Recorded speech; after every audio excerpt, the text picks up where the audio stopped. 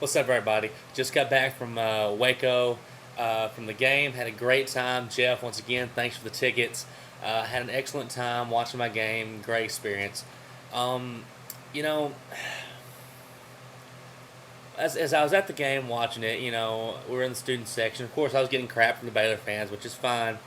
I just thought it was funny how, it's kind of how Baylor is, They don't really have anything to talk about team wise, so they just kind of insults you instead of your team. But, for the most part, they're pretty good.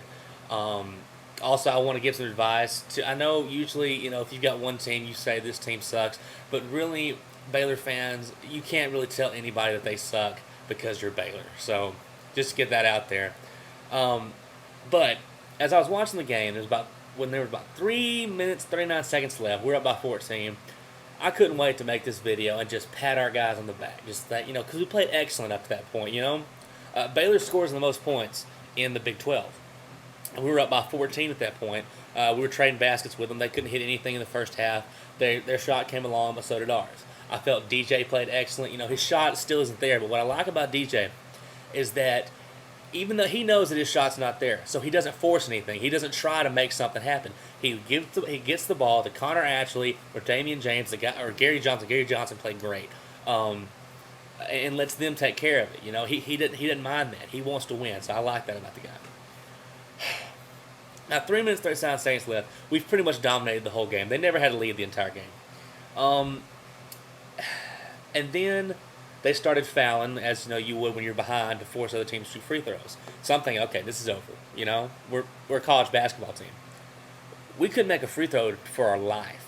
It was terrible. I was so disappointed in that because you know what happened then? We started missing free throws. We had 1-and-1s, missing the first one.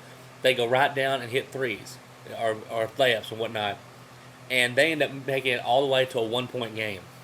And this could have been completely different if the guy called a timeout when they're inbound, didn't have any timeout stuff. They got a tech and we got to shoot, so we're up by 2, and then they come down, miss a 3, and then we're able to take over from there.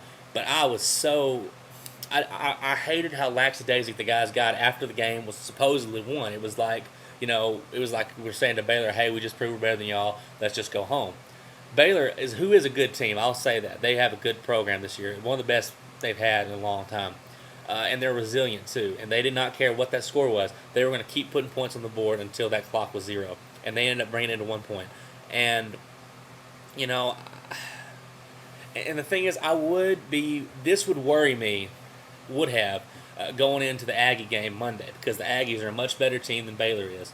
Even though Baylor beat them, there's kind of a triangle. I think the Aggies are a better team than Baylor is.